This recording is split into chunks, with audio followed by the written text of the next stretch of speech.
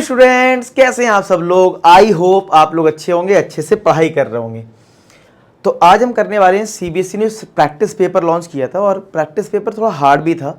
आपने अगर इसका सेक्शन सी किया होगा तो उसमें बहुत अच्छे अच्छे क्वेश्चन थे। नहीं करा तो चैनल पे आपको लेटेस्ट वीडियो मिल भी जाएगा।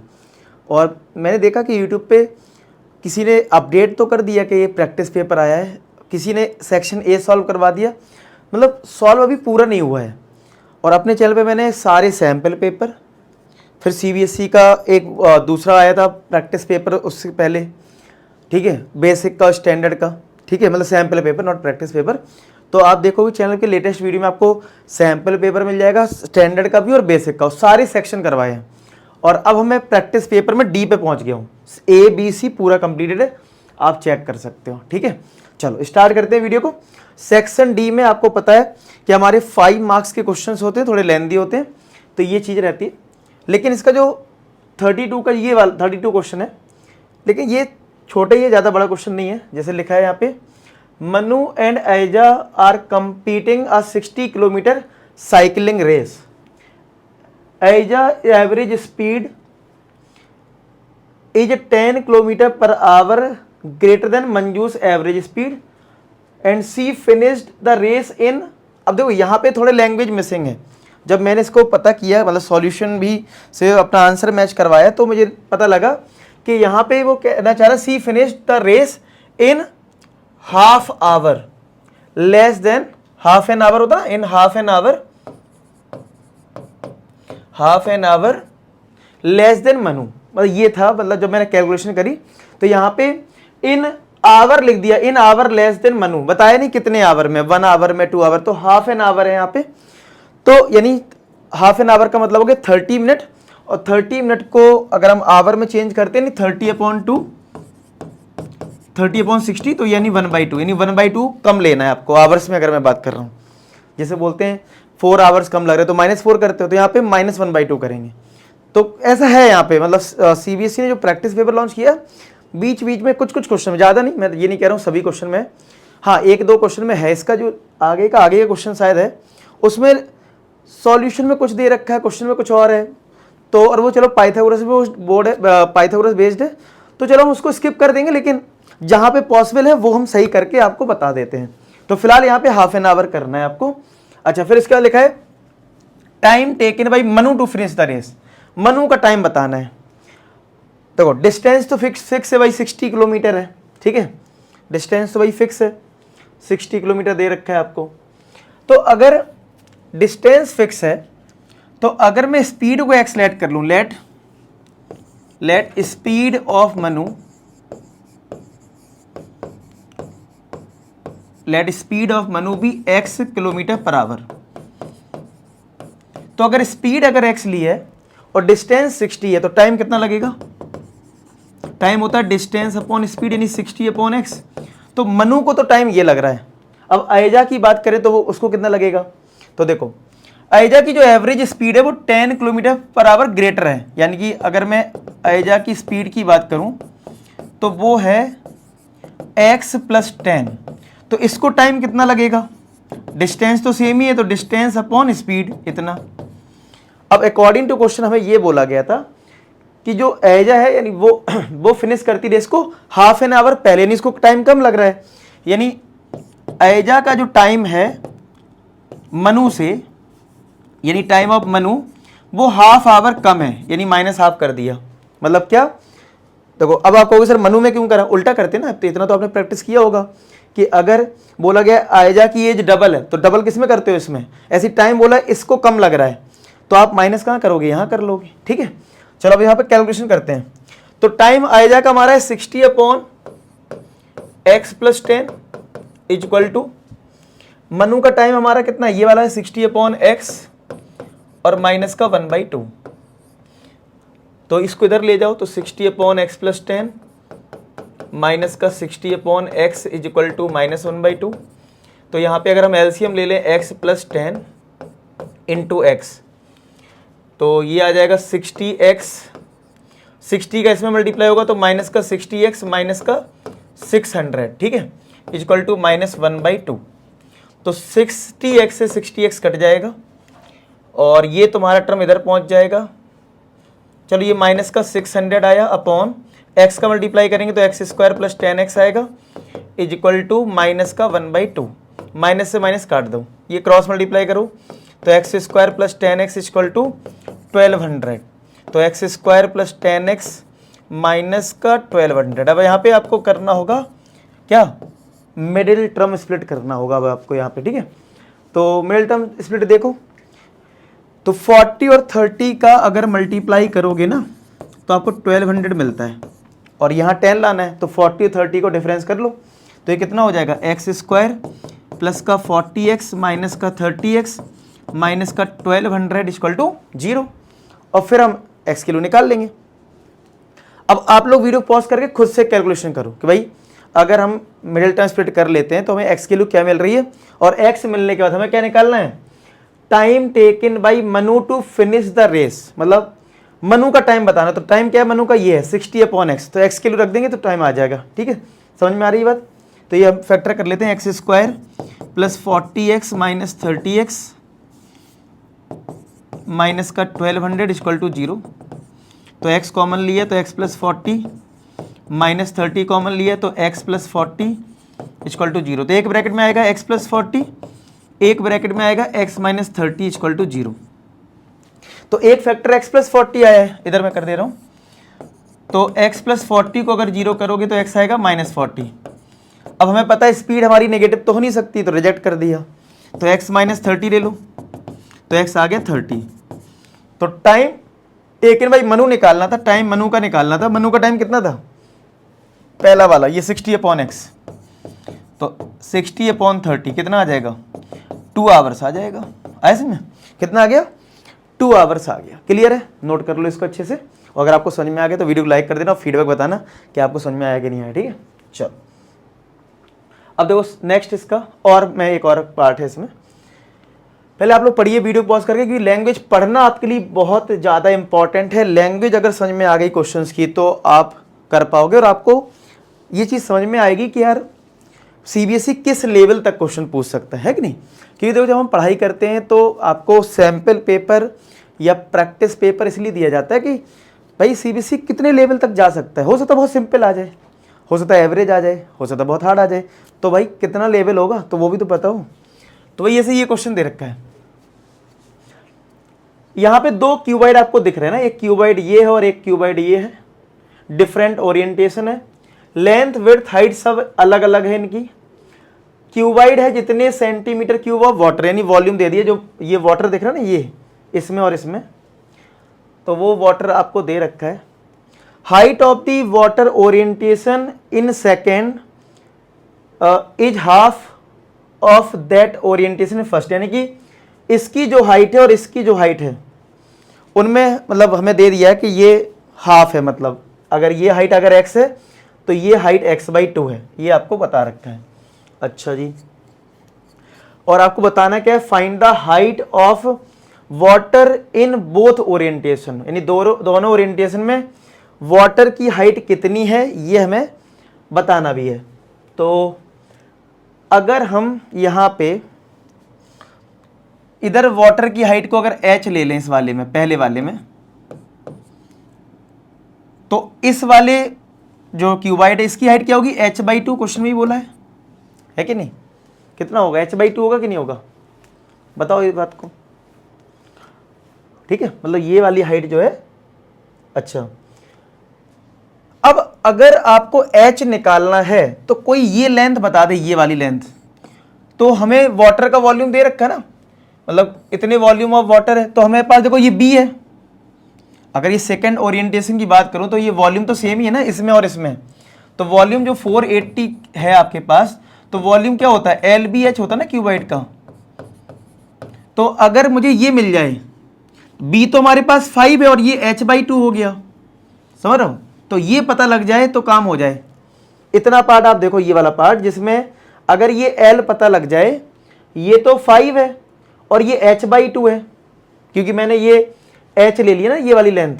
ठीक है, तो अब ये कितना होगा, अब ये पता लगाना बहुत आसान है। कैसे, आपका ये वाला जो क्यूबाइड है इसी को लिटा दिया गया ऐसे। दो देखो, जो वाटर का था दो ओरिएंटेशन, मतलब दो डिफरेंट टाइप की ओरिएंटेशन ली है। पहले मान लो ऐसे था क्यूबाइड, फिर उसको लिटा दिया गया, तो जब इसको लिटाया गया ऐसे, तो ये जो हाइट है वही तो इसका बेस बनेगा। तो इसकी हाइट कितनी हो रही है, h+4।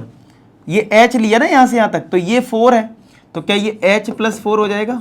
देख रहा हो, इतने लेवल का क्वेश्चन पूछा जा रहा है आपसे, मतलब ये सोचना पड़ेगा कि यार ये कैसे हम ले सकते हैं h+4, समझ रहे हो। तो आपको ये चीजें समझ में आनी चाहिए, बस अब हो जाएगा क्वेश्चन सॉल्व। तो देखो L हो गया हमारा h+4, B हमारे लिए हो गया 5 और हाइट हमारे लिए होगी h/2। तो सब कुछ देखो मल्टीप्लाई में सब कुछ इक्वल टू 480। अब इसको सॉल्व कर लेते हैं। तो h+4 into h is equal to, ये 2 का इधर मल्टीप्लाई करेंगे 480 में, और ये 5 यहां पे डिवाइड में कर लेते हैं। ठीक है, कैंसिल करते हैं, क्वाड्रेटिक बना के h निकाल लेते हैं, आंसर आ गया। ठीक है, चलो कैंसिल करते हैं। 5 9 45 ना, ठीक है, 5 इंटू 9 कितना था 45, 3 बचा, तो 5 6 30, तो कितना आ गया देखो यहां से। अब मैं इधर सॉल्व कर रहा हूं, तो ये h का मल्टीप्लाई करा तो h² प्लस का 4h, और ये कितना आएगा 6 2 12 और 9 2 18, 192, और बीच में अब ये प्लस है तो इधर आएगा तो माइनस हो जाएगा। अब 492 के ऐसे फैक्टर करो कि 4 आ जाए, तो करके देखते हैं प्राइम फैक्टर 192 के, सॉरी। तो 2 से गया 9 6 96 आएगा, फिर 2 से गया 48, फिर 2 से गया 24, फिर 2 से गया 12, फिर 2 से गया 6, फिर 2 से गया 3 और फिर 3 से 1। तो यहाँ पे देखो क्या बन सकता है पेयर। यहाँ पे अगर हम यहाँ पे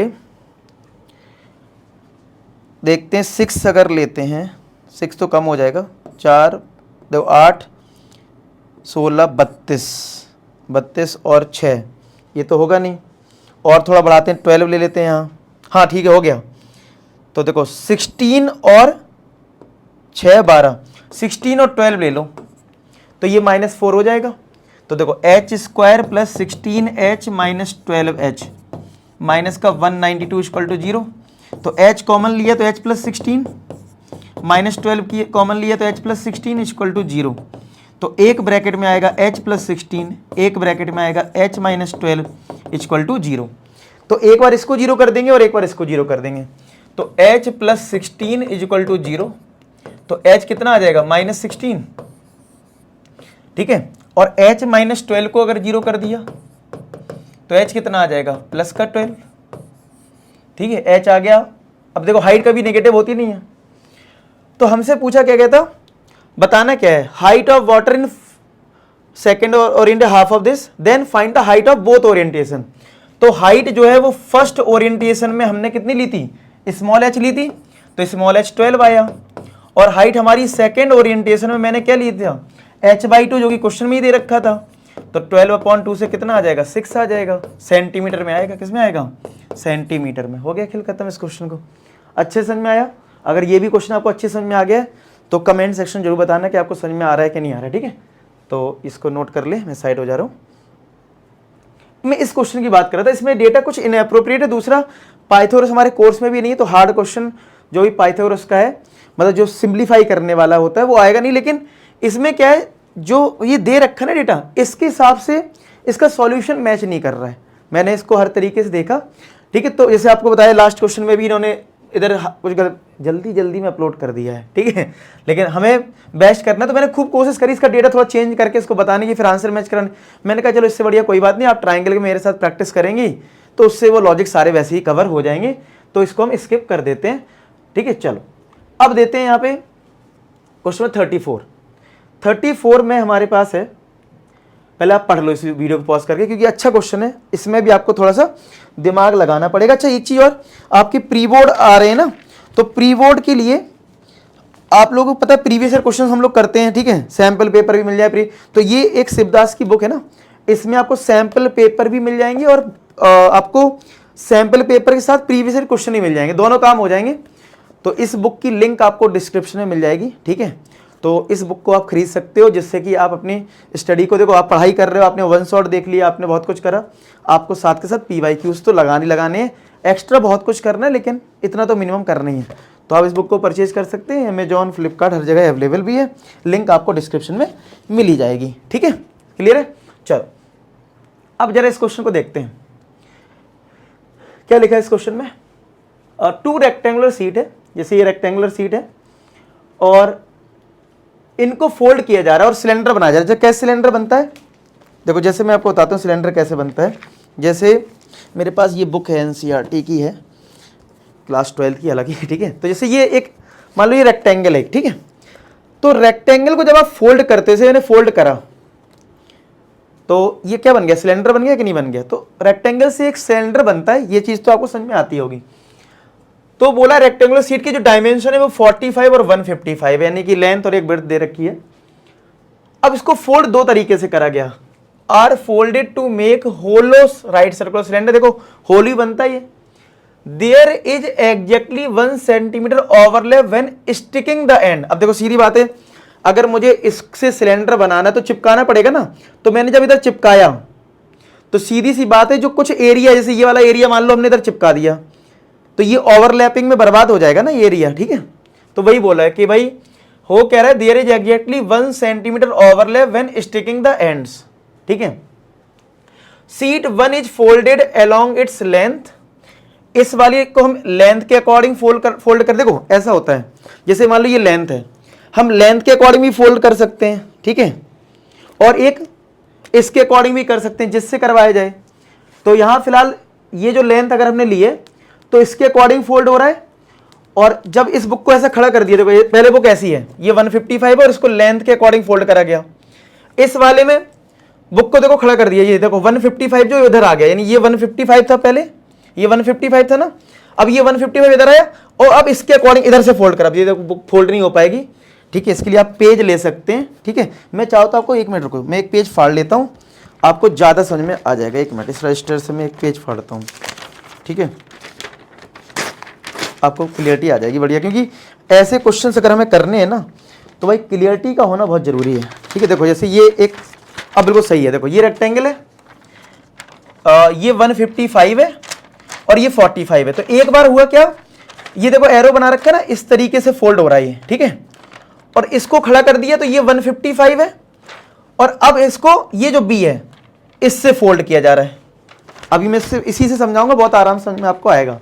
अच्छा फिर आगे पढ़ते हैं क्या लिखा। Sheet 1 is folded along its length, sheet 2 is folded along its width. B से फोल्ड करा गया। That is top edge of the sheet is joint with bottom. वो तो पता ही है, ज्वाइन करना पड़ता है। As depicted by arrow, arrow का मैंने बता दिया। Both pipe are closed on the both end, ठीक है, टू फॉर्म सिलेंडर, ठीक है। अब पहले में बोला है the difference in the curve surface area. Curve surface area में डिफरेंस क्या होगा। तो एक तरीका तो है भाई कर्व सरफेस एरिया निकालो, एक दूसरा तरीका भी है।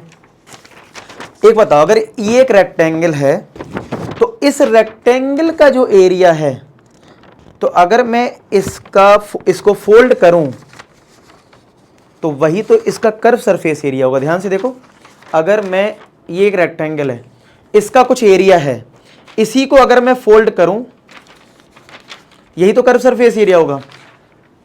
तो लेकिन उन्होंने क्या पूछा ये भी समझ लो, difference in the curve surface area of two cylinder. अगर बात करें सिलेंडर की, अगर एक सिलेंडर बनाते, मान लो ये एक रेक्टेंगल था, इससे सिर्फ और सिर्फ मैं एक ही सिलेंडर बनाता, मतलब ऐसे बना देता, और मुझसे कोई कहता कर्व सरफेस एरिया बताओ, तो जाहिर सी बात है जो सिलेंडर का सरफेस एरिया होता, मतलब L इंटू बी, सॉरी जो रेक्टेंगल का एरिया होता है L इंटू बी, वो हमारा सिलेंडर का कर्व सरफेस एरिया हो जाता है, जैसा कि आप देख पा रहे हो। लेकिन यहाँ पे डिफरेंस पता क्यों आ रहा है, मतलब क्यों पूछ रहा है, क्योंकि तुमने जो फोल्ड किया है वो एक बार लेंथ के अकॉर्डिंग फोल्ड करा, यानी कि इधर, ठीक है, और 1 सेंटीमीटर ओवरलैप में लग गया। 1 सेंटीमीटर आपका ओवरलैप में चला गया ना, ऐसे जब आपने फोल्ड करा तो जब चिपकाया इधर आपने ऐसे इससे, तो 1 सेंटीमीटर जब ऐसे आपने चिपकाया तो 1 सेंटीमीटर का जो बताया था 1 सेंटीमीटर ऑफ ओवरलैप में लग गया। तो इधर 155 वाली लेंथ बर्बाद हुई है और यहाँ पे 45 जो है, जैसे ये 45 वाली लेंथ है, तो जो आपने जब इसको चिपकाया तो 45 का लॉस हुआ, समझ रहे हो? तो इसलिए एरिया में थोड़ा सा डिफरेंस आया। तो इसका मतलब है एक्चुअल में दोनों के कर्व सरफेस एरिया काफी सेम है, बस वो ओवरलैपिंग की वजह से गड़बड़ हुआ। अगर ओवरलैपिंग में ये बर्बाद ना होता ना, तो अगर मुझसे कोई पूछता कर्व सरफेस एरिया में क्या डिफरेंस है, तो जीरो, भाई जीरो। अगर ये ओवरलैपिंग में बर्बाद नहीं होता, और मतलब ऐसा होता कि अगर लेंथ से मैं सिलेंडर बनाता और ओवरलैप ना करवाता, किसी तरीके से इसको चिपका देता और ऐसे इधर से चिपकाता, तब एरिया सेम आता। लेकिन ये पता है यहां पे 155 से चिपकाया जा रहा है, यहां 45 से चिपकाया जा रहा है, तो सीधी बात है लेंथ में तो अंतर है, तो ओवरलैपिंग में भी अंतर आया है, इस वजह से एरिया में अलग हुआ है। क्या आप मेरी बात समझ पा रहे इतना? तो हम लोग क्या करेंगे, एरिया निकाल लेंगे फर्स्ट केस में, यानी इस वाले सीट में एरिया ऑफ ओवरलैपिंग निकाल लेते हैं। Area of overlapping in first, वो कितना हो जाएगा? अगर हम 155 से ओवरलैप करवा रहे हैं और 1 सेंटीमीटर का ओवरलैप में लग रहा है, तो एरिया कितना होगा? 155 इंटू 1, तो कितना आ जाएगा? 155 आ जाएगा सेंटीमीटर स्क्वायर। और area of overlapping, area of overlapping in second, in second कितना हो जाएगा? वो 45 इंटू 1 हो जाएगा। तो देखो इस वजह से गड़बड़ हो रहा है एरिया में, और जो ओवरलैपिंग में डिफरेंस आ रहा है वही हमारे कर्व सरफेस एरिया में डिफरेंस आएगा, क्योंकि अगर ओवरलैपिंग में डिफरेंस ना होता तो चाहे रेक्टेंगल को तुम यहां से फोल्ड कर लो चाहे यहां से फोल्ड कर लो, कर्व सरफेस एरिया सेम रहते हैं। तो कर्व सरफेस एरिया निकालने की जरूरत नहीं है।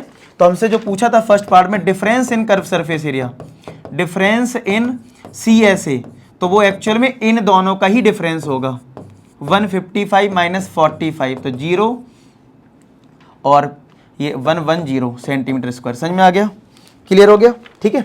तो फर्स्ट पार्ट आई होप आपको समझ में आ गया होगा कि कर्व सरफेस, अब देखो ये सीख भी लो कि रेक्टेंगल से कर्व सरफेस एरिया बनता है तो एरिया इक्वल होता है, बस ओवरलैपिंग की वजह से बदल गया है। ठीक है, अच्छा ठीक है। Ratio of the volume of 2 cylinder. अच्छा, अब एक सिलेंडर इससे बन रहा है और एक सिलेंडर इससे बन रहा है। चलो इधर हम सिलेंडर का सब कुछ लिखते हैं, क्या क्या जरूरत पड़ेगी।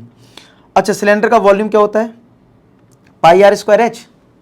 सिलेंडर का वॉल्यूम क्या होता है? पाई आर स्क्वायर एच। अब ध्यान से देखना इधर से, यहीं से आपको समझ में आने वाला है कि क्या, देखो हमें पता होना चाहिए सिलेंडर का वॉल्यूम, पहले मैं लिख देता हूं जिससे आपको पता रहे। तो भैया वॉल्यूम ऑफ सिलेंडर होता है पाई आर स्क्वायर एच, यानी रेडियस और हाइट चाहिए होती है। तो अगर हम इसका रेडियस और हाइट लिख लें और इसका और रेडियस हाइट लिख लें, काम हो जाएगा। ठीक है, तो देखो ये रेक्टेंगल था ना, ये इसको फोल्ड करा गया, यानी 155 से इसको सिलेंडर को ऐसे फोल्ड कर दिया। तो अब आप बताना, ध्यान से देखना कि इस सिलेंडर में जब आपने ऐसे फोल्ड करा तो जो लेंथ थी, क्या वो हाइट बन गई? ध्यान से देखो, क्या ये हाइट बन गई? ध्यान से देख लो भाई फटाफट। यानी इस वाले सिलेंडर की हाइट अगर हम बात करें तो वो 155 है। समझ रहे बात को?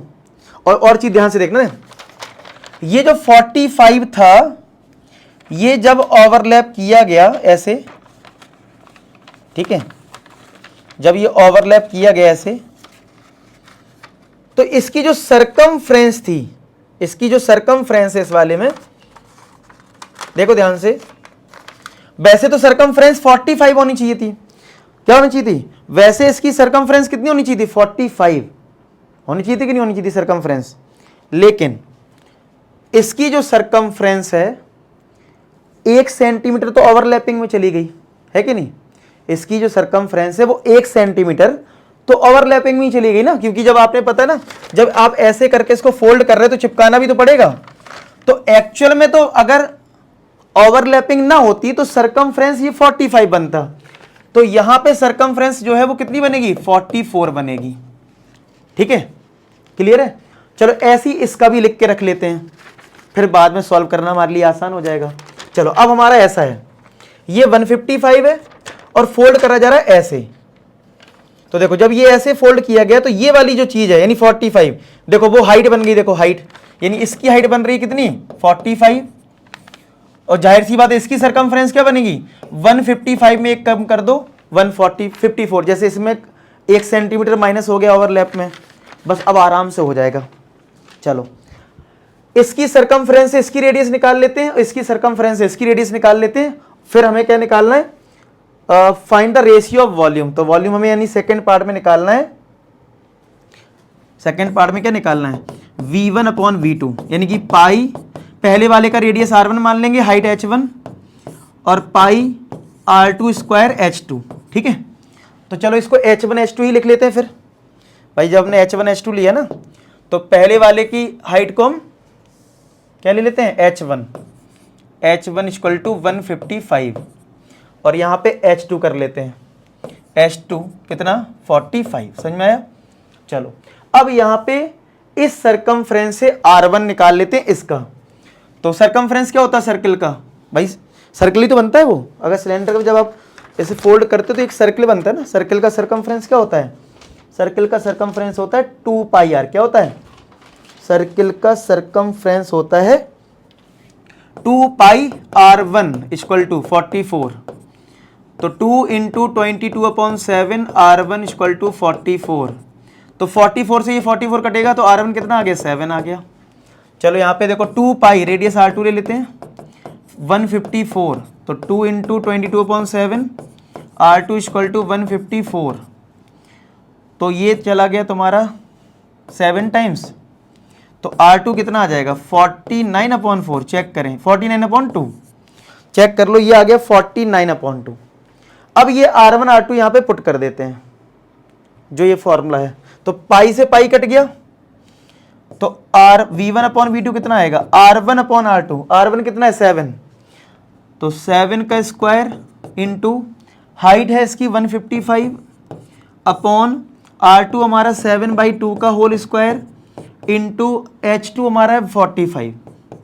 अब इसको सॉल्व करते हैं, इधर करता जाता हूं मैं। ठीक है, तो 7 का स्क्वायर 49 इंटू 155 अपॉन ये 7 का स्क्वायर 49/4 इंटू 45। तो ये तो कटेगा।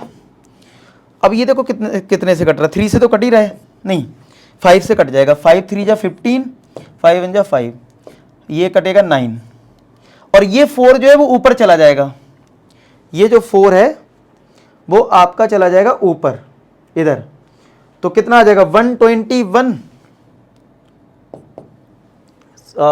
कितना आएगा देखो, 7/2 ही था, सॉरी एक मिनट गलत हो गया, R2 था, रेडियस 49 था यार, एक मिनट इसको चेंज करना पड़ेगा। रेडियस R2 है 49/2 नॉट 7। अब सॉल्व करना पड़ेगा इसको। ठीक है, तो देखो 7 का स्क्वायर तो 49 इंटू 155 अपॉन 49 का स्क्वायर का मतलब 49 इंटू 49, और नीचे 2 का स्क्वायर 4 इंटू 45।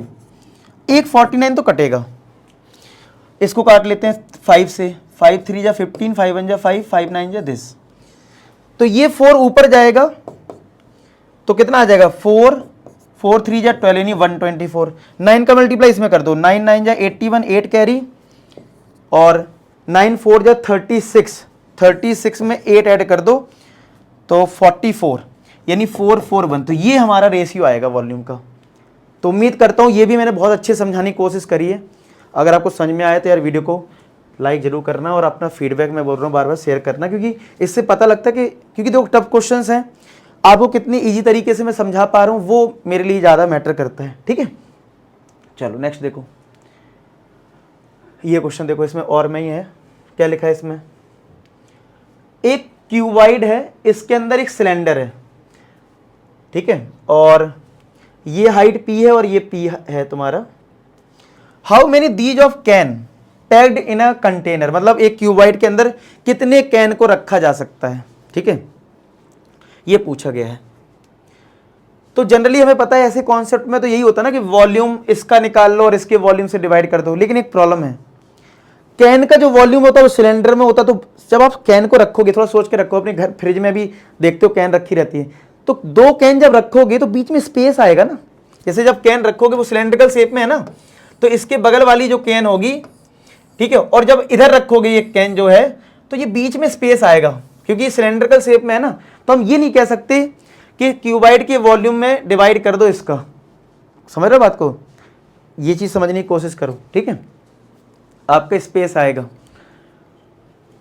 चाहो तो पहले थोड़ा सोच के देखो, फ्रिज में खोलो कुछ, और अगर आपकी कोल्ड ड्रिंक रखी है तो उनको एक रेक्टेंगल के अंदर रखने की कोशिश करो, तो बीच में स्पेस दिखेगा आपको, ठीक है, बीच में आपको स्पेस जरूर दिखेगा, ठीक है। मैं अगर आपको चलो ये दिखाने की चीज़ की कोशिश करूं, मैं 1 मिनट दिखाता हूं आपको कैसे स्पेस दिख सकता है आपको। 1 मिनट, जैसे एक ये है मेरे पास और एक मेरे पास ये है, ठीक है, कोई ऐड नहीं कर रहा हूँ यार, ठीक है, ये मेरे स्पेक्ट्स का ही है, ठीक है, लिक्विड, कोई ऐड नहीं कर रहा हूँ, सिर्फ समझाने के लिए बता रहा हूँ। जैसे मान लो ये 2 रेक्टेंगल हैं, सॉरी ये 2 तुम्हारे सिलेंडर हैं, और इनको मैं ऐसे रखूँगा, और इस मान लो ये हमारे पास एक क्यूबाइड के अंदर रखना है वैसे, लेकिन अभी हम मान लेते हैं ये एक बेस है जिसमें बेस पे रखा हुआ है। अब आप बेस में देखना, जब आप रखोगे इसको, अभी एक्चुअली ये शेप इनकी सेम नहीं है, चलो मैं ऊपर से दिखाने की फिर भी कोशिश करता हूँ। जब आप ऐसे रखोगे इस पे ऐसे, तो देखो ये क्या स्पेस आपको दिख रहा है क्या, देखो दिख रहा होगा ना, ये देखो ये बीच में जो स्पेस है ये, इस वजह से क्या होगा, हम ये डिसाइड नहीं कर पाएंगे, मतलब वॉल्यूम इक्वल नहीं कर पाएंगे। तो क्या प्रोसेस होनी चाहिए, तो ये होनी चाहिए, देखो क्या हम ये पता कर लें कि इस लेंथ में कितने ऐसे रखे जा सकते हैं, ये 1 2 फिर ऐसी 3 4 कितने रखे जा सकते हैं, ये पता लग जाए तो हम पता लगा सकते हैं, ठीक है, तो हम पता इसमें लगा सकते हैं, ठीक है। चलो तो क्या लॉजिक रहेगा इसमें फिर, ओ सॉरी, ठीक है, तो भाई क्या लॉजिक रखेंगे, देखो तो पहले तो अगर मैं बात करूं क्यूबाइड की टोटल हाइट कितनी है, देखो ये पी है और ये पी है, तो क्यूबाइड का तो सब कुछ सेम ही होता है, यानी क्यूबाइड की साइड जो है इसका मतलब वो कितनी है, पी और पी मिलके 2p, ठीक है। तो जैसा मैंने बोला आपसे कि अगर ये p/2 है और क्यूबाइड की सब लेंथ सेम ही होती तो ये p है, तो मैं ये पता कर लूं कि इस लेंथ में, मतलब इस वाली लेंथ में कितनी कैन रखी जा सकती है। मतलब हम लोग क्या करेंगे, लेंथ में पता कर लेंगे कितनी कैन रखी जाएंगी, विड्थ में पता कर लेंगे कितनी रखी जाएंगी, और हाइट में पता कर लें तो हमें पता लग जाएगा कितनी कैन हम रख सकते हैं, ठीक है। तो आप बताओ, अगर ये लेंथ p है और ये p/2 है, सिलेंडर का डायमीटर की बात करूं, ये डायमीटर है सिलेंडर का, यहां से यहां तक है ना, इसलिए तो अब अगर हम ये लिख दें लेंथ इन, मतलब number of can in length, मतलब लेंथ मतलब मेरा है इधर, मतलब तो कितनी होंगी, तो डिवाइड कर दो, ये टोटल लेंथ p है और ये इसकी p/2 है, तो p से p कट गया, यानी ये 2 ऊपर पहुंच गया कि नहीं हो गया, समझ रहे हो, तो कितना हो जाएगा, 2 हो जाएगा कि नहीं हो जाएगा। ओ सॉरी, एक मिनट, ये तो 2p था ना साइड इसकी, 1 मिनट, जो हमारे पास क्यूब है ना, इसकी साइड 2p है, ये 2p थे ना, क्योंकि देखो ये p था, ये p 2p बना ना, तो 2p अपॉन करना पड़ेगा, क्या करना पड़ेगा, तो 2p अपॉन p/2, p कटा तो 4 आएगा ये फिर, ठीक है। तो जितनी कैन इस लेंथ में होगी उतनी तो इधर होंगी इस वाले में, क्योंकि ये तो सेम ही है ना, यहां भी 2p विड्थ होगी इसकी, तो यहां पे अगर मैं बोलूं number of cans in B की बात करूं, बी में कितनी होंगी, तो यहां भी 2p अपॉन p/2 से 4 आ जाएगा। अब अगर मैं बात करूं नंबर ऑफ कैन का हाइट में कितनी होंगी, हाइट में कितनी होंगी, मतलब इधर कितनी होंगी, तो हाइट में देखो बहुत सिंपल है, ये p और ये भी p इधर होगा, तो क्योंकि देखो आप समझो ना इस चीज को, डायमीटर अलग है सिलेंडर का, तो इधर तो ठीक है, मतलब इसमें और इसमें तो सेम रहेगा, लेकिन हाइट तो ज्यादा है ना, p है इसकी हाइट, देखो डायमीटर p/2 लेकिन ये तो p है, तो हाइट में तो हमें p लेना पड़ेगा ना इसकी हाइट, जैसे यहां पे आपने p/2 लिया डिवाइड करने में, इस बार क्या लोगे p, तो सिलेंडर इस बार कितनी आएगी, ऊपर तो 2p रहेगा क्योंकि क्यूबाइड का तो हाइट 2p है, लेकिन इस बार नीचे p रहेगा क्योंकि हाइट इसकी अलग है। सिलेंडर का रेडियस तो इधर यूज होगा और इधर यूज होगा, आप जब कोई चीज रखोगे लेंथ में और विड्थ में सेम रहेगी। देखो जैसे मैं दिखाता हूं, जैसे मान लो ये हमारा बेस है, तो बेस में देखो चाहे लेंथ में आप रखो चाहे इधर बी में रखो, तो सेम ये चीज यूज हो रही है, ठीक है, डायमीटर, लेकिन हाइट तो अलग है ना इसकी, तो हाइट के लिए तो हाइट वाला रखना पड़ेगा, तो ये कितना आएगा, ये 2 आएगा। तो अब एक गलती इतना करने के बाद भी बच्चे कर देते हैं क्या, कि भाई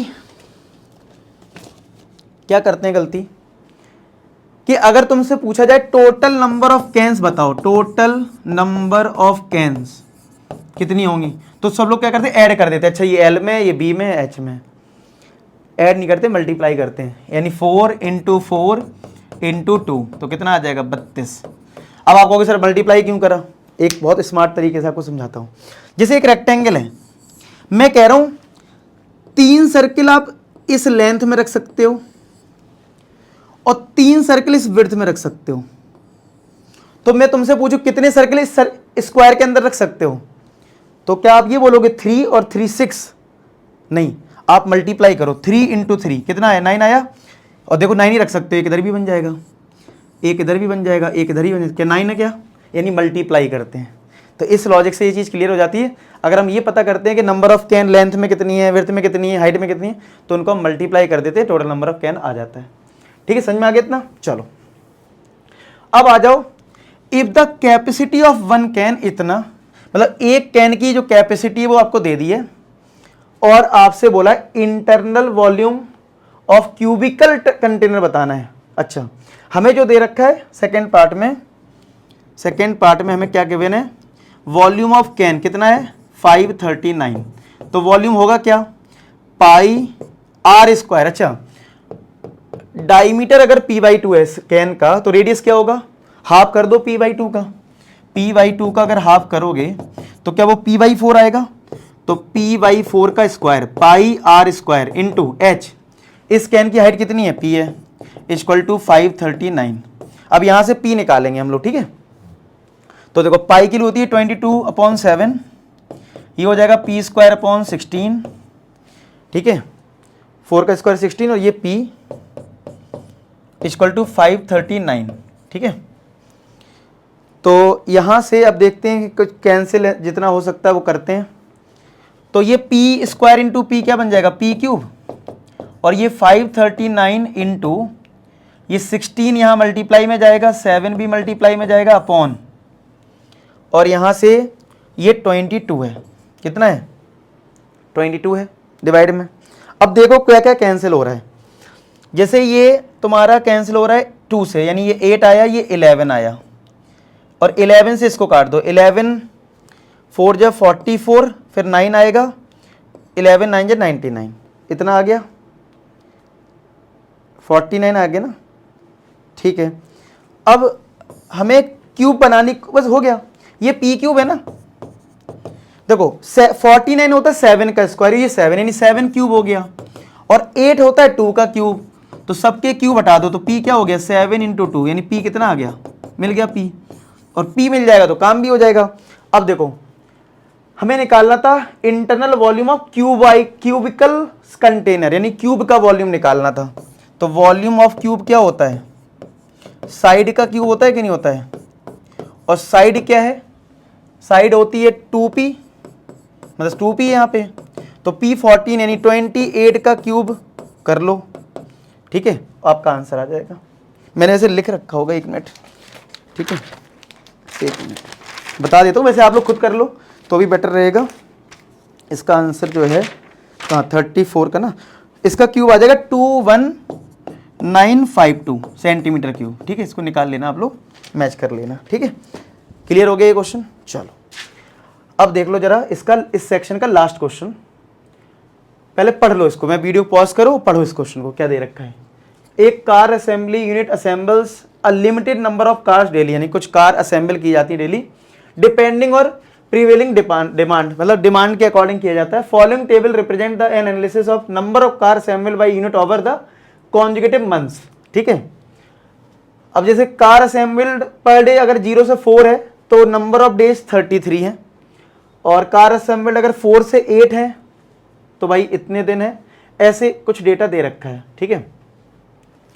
demand of car is double, demand जो है कार की डबल कर दी जाए तो estimated how many car on an average should be assembled per day such that increase demand is met, ठीक है। तो कार की डिमांड को डबल कर दो, लेकिन यहां से पता लग रहा है, देखो how many car on an average should be assembled, यानी एवरेज की बात कर रहा है, यानी पहले पार्ट में आपको एवरेज निकालना है। तो इसका मैंने सॉल्यूशन लगा रखा है, तो आपको मीन अगर आपने स्टैट चैप्टर कर लिया तो आपको पता है ये हमारा इंटरवल दे रखा है, इंटरवल की हेल्प से हम एक्स निकालते हैं और एक्स होता है मिड वैल्यू। तो 0 और 4 की मिड वैल्यू 2 होगी, 4 8 की मिड वैल्यू 6 होगी, और आप ऐसी भी निकालते हो upper limit plus lower limit upon 2 से, तो ये एक्स आ गया, ये एफ है। अगर आपको डायरेक्ट मेथड पता है स्टैट्स का तो एफ इंटू एक्स निकालते हैं और फिर एफ एक्स आता है, और मीन का फॉर्मूला क्या होता है, जो एफ एक्स है और जो फ्रीक्वेंसी का सम इसको डिवाइड कर दोगे तो ये आ गया। तो यानी इसका फिलहाल मीन हमारे पास आया 7 पॉइंट समथिंग। अब क्वेश्चन ने बोला था कि डिमांड को डबल कर दो, तो न्यू एवरेज क्या हो जाएगा, न्यू एवरेज आ जाएगा 14.76। इसका मतलब है आपको अप्रोक्सीमेट 15 कार असेंबल करनी होगी per day on an average to increase the demand, मतलब मेट द डिमांड, मतलब उस जो डिमांड है उसको मेट करने के लिए। समझ में आ गई, मतलब क्या करना था, पहले हमने एवरेज निकाल दिया, वो तो आ रहा था 7, लेकिन बोला डिमांड डबल कर दो, तो ये डिमांड डबल करा तो न्यू एवरेज क्या बनेगा 14 पॉइंट। तो इसका मतलब है कि हमें 15 कार की वो जरूरत होगी। अब सेकंड पार्ट में क्या है, at least how many days less than average number of car were assembled. ठीक है, तो ये भी देखो कहीं ना कहीं एवरेज नंबर पे डिपेंडेंट है। हमारा एवरेज नंबर जो है वो आया था 7 पॉइंट समथिंग, जो कि 7 पॉइंट समथिंग का मतलब है ये 4 और 8 के बीच में लाई कर रहा है। तो 4 और 8 के बीच में लाई कर रहा है, इसका मतलब मिनिमम 33 डेज जो है वो ये इससे पहले वाला है, तो वही इसका आंसर हो जाएगा। तो from the table concludes that mean lies between 4 to 8, तो कॉमा लगा के लिख दिया at least on 30 days less than average number of कर वर्ड असेंबल्ड। ठीक है, तो एटलीस्ट ये 33 वाला था ना, इस 0 से 4 वाला, तो वही चीज इन्होंने कंक्लूजन में कर दी गई है। ठीक है, तो इसको एक बार आप फिर से लैंग्वेज पढ़ना, आपको समझ में तब आएगा। तो ये था इस प्रैक्टिस पेपर में सेक्शन डी का सॉल्यूशन। उम्मीद करता हूँ आपको समझ में आया हो। ठीक है, चलो बाकी मिलते हैं नेक्स्ट वीडियो, तब तक अपना ख्याल रखें, पढ़ाई करते रहें। लास्ट में एक ही बात बोलूँगा कि आप सभी सफल हों। धन्यवाद।